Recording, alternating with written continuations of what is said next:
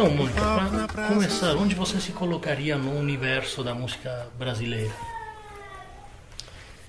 Eu faço MPB, mas eu acho que minha história ela é muito mais parecida com a dos instrumentistas do que com os cantores. Eu fiz um caminho que é um pouco diferente do caminho dos cantores, mais normal, assim, mais comum. Então eu não sei, na verdade, que lugar é esse, mas ele é um lugar mais ou menos assim. Quais são os artistas que te influenciaram? São várias influências diferentes, né? Mas eu tive assim, na história da música brasileira, eu tenho uma paixão por uma cantora que é a Clementina de Jesus, que foi uma cantora, mais do que uma cantora, ela era um museu, né? Ela era uma cantora que trouxe um legado de música, de história, de religiosidade que ninguém sabia, só ela estava dentro da... Ela era o próprio Brasil, porque ela tinha uma mãe religiosa e tinha uma família, uma herança africana, e no meio disso tinha lá candomblé com catolicismo, com canto de trabalho de escravo. Isso aí era ela tinha essa memória. Então eu fiquei muito impressionada quando eu ouvi a Clementina e gosto muito. Depois eu tenho uma relação de admiração pelos trabalhos dos cantores que têm uma ligação com os instrumentistas, com o som, com quem toca junto, mais igual. Então, em 90 e alguma coisa, a Zizi Posse gravou 3 discos, um chamado Valsa Brasileira, Mais Simples e Sobre Todas as Coisas. A ordem está errada, mas foram esses 3. Aonde ela trazia uma relação do cantor com os músicos muito mais de diálogo do que de canto acompanhado. E isso é um pouco, para mim, uma característica fundamental do que é divertido. Assim, músico e cantor no mesmo nível. Eu acho chato o cantor estar acompanhado. Acho muito chato essa relação de crooner, assim, acho chato. Para mim, é do diálogo que fica divertido de cantar. Então, se uma pessoa está tocando, já acostuma com um músico e esse músico não vai e vai outro, isso interfere na minha maneira de cantar. Para bom, é legal essa interferência. O Ney Matogrosso é um cantor que você vai falar com ele também tem isso. Tenho super admiração por ele. Ele já fazia isso, ele já tinha gravado um disco chamado Pescador de Pérolas, que eu acho lindo, e que trazia eram solistas, e não era uma banda e o cantor, né? Então, é outra influência. Eu tenho uma paixão por uma cantora portuguesa chamada Maria João, que eu adoro. O Lajinha, que é um pianista espetacular. Eu adoro essa parceria, assim, tenho tudo e ouço. E aí eu tenho influências muitas que acontecem... O Chico Buarque é uma delas, o Dorival Caymmi é uma delas, e um pouco agora a música caipira que eu estou ouvindo. Quer dizer, tem um negócio que eu vou me apaixonando e aí isso acaba entrando, né? Tem que vir a influência. Mesmo que você não use claramente, aquilo ali passa a ser um pouquinho seu. Falando do começo da sua carreira, os seus primeiros discos, Voadora e Trampolim, além de ter um grande sucesso aqui no Brasil, foram lançados também na Europa, nos Estados Unidos, no Japão. Qual foi, na sua opinião, o secreto desse sucesso? Eu não sei nem se... Não é bem um sucesso, assim, é um caminho, é diferente de um sucesso. Na minha forma de entender, sucesso, ele tem uma coisa que foge ao controle, né? Assim, que ele é além daquilo que é humano, assim, que as suas possibilidades do ofício. Eu sinto que o meu caminho, ele foi tijolinho em cima de tijolinho até hoje, e eu vejo ele continuar dessa forma, né? Então, no Brasil, o meu trabalho tem uma característica, como eu falei, de selos menores, com músicos que têm suas personalidades muito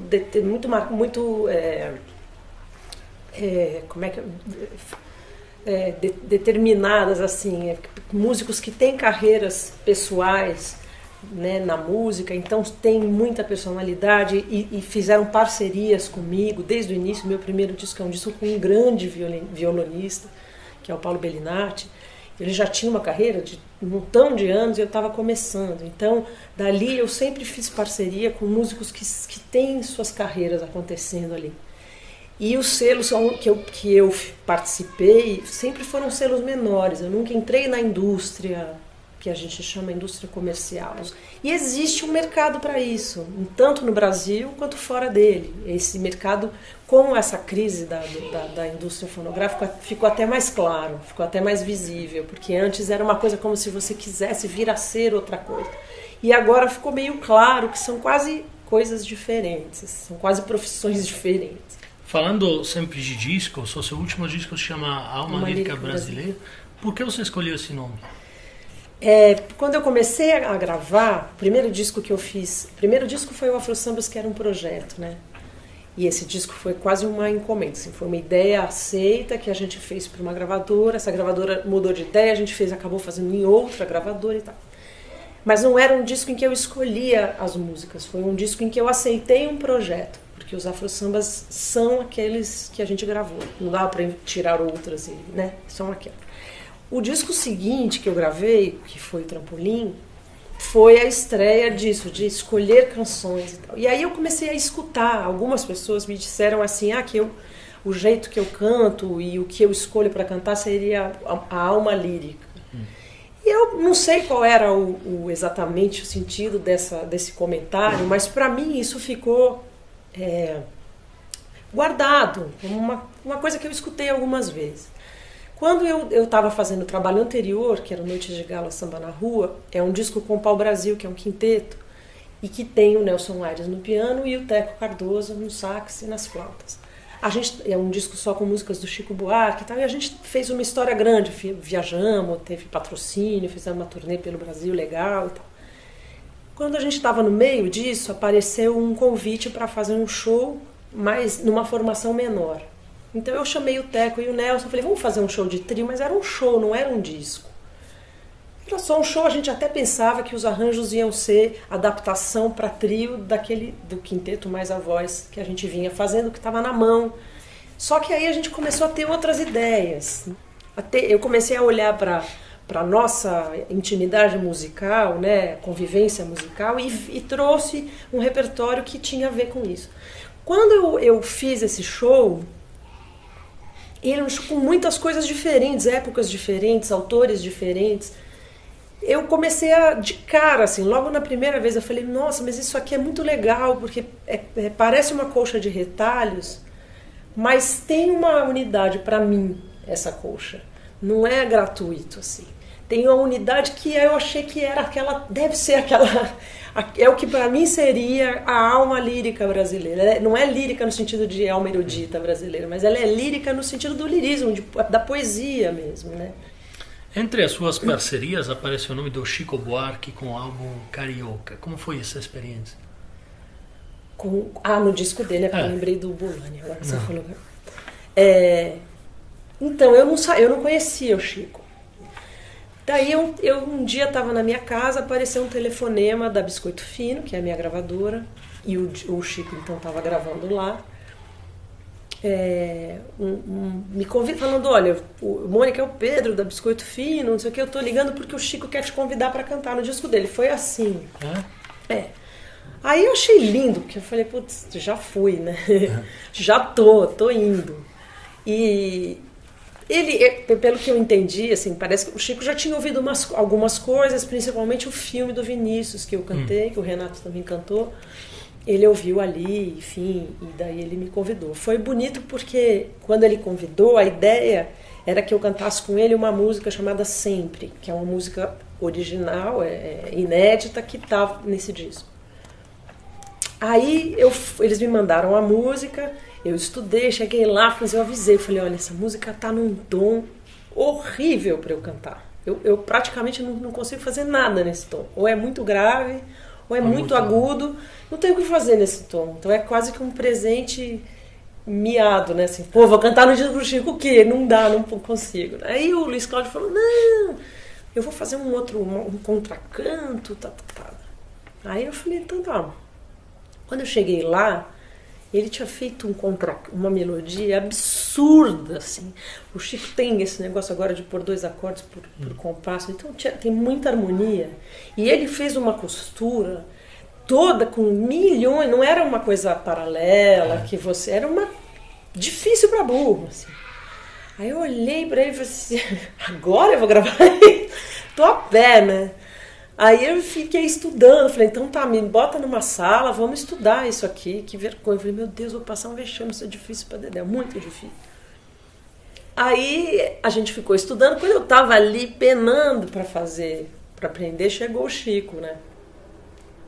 Aí eu dei risada, falei que eu tava super feliz, mas assim, que ele precisava me dar licença porque eu tinha que aprender uma melodia muito difícil. Tá? Aí ele falou, tá bom, aí ele saiu, eu fiquei lá ralando. E aí na hora de gravar foi muito bonitinho, ele perguntou se eu preferia gravar com ele, ao vivo, ou se eu preferia que ele pusesse a voz primeiro. Eu falei que ao vivo era mais legal, sempre é.